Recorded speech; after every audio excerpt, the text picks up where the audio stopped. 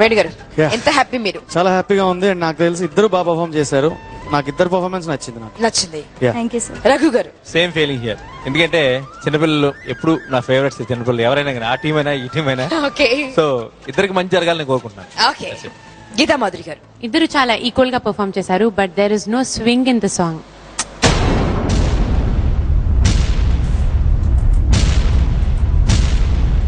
Tune సరిగ్గా నేర్చుకోలేదు first and foremost. కొన్ని చిన్న చిన్నవి లైక్ వాట్? జడివానై ప్రియా నన్నే చేరుకోమా, శృతి మించుతోంది దాహం, ఒక పాన్పుపై పవళిద్దా, కసి కసి ననానిగా సడిలే అంతుంది అక్కడ. ఫ్యూచర్ లో బాగుంటుందని జస్ట్ టెలింగ్ అంటాడు.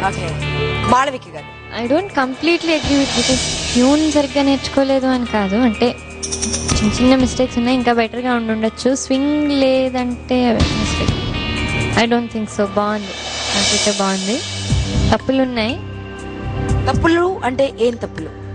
తను చెప్పిన సడే లేక దగ్గర అలా ట్యూన్ మిస్టేక్స్ చిన్న ఉన్నాయి. ఓకే బెటర్గా ఉండొచ్చు. You're not agreeing with this? We'll see. సరే మరి ఇక మార్క్స్ తెలుసుకునే సమయం ఆసన్నమైందండి. తెలుసుకుందామా మార్క్స్?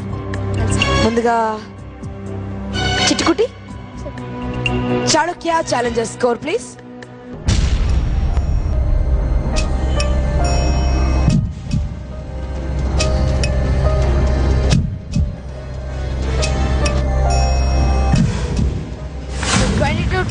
నిహాల్ గారు, గీతా మాధురి గారు అండ్ హేమచంద్ర గారు 23, మాళవిక గారు 24.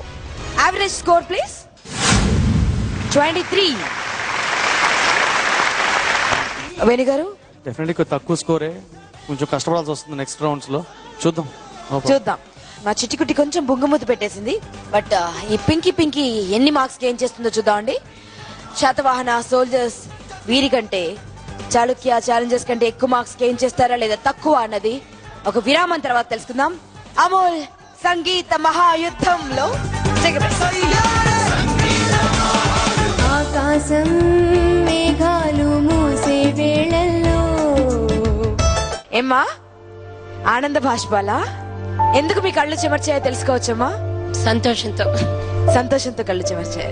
నా బిడ్డేనా ఇంత ముద్దుగా పాడుతుంది అని గర్వపడుతున్నారు కదా కదా? ఏంట్రా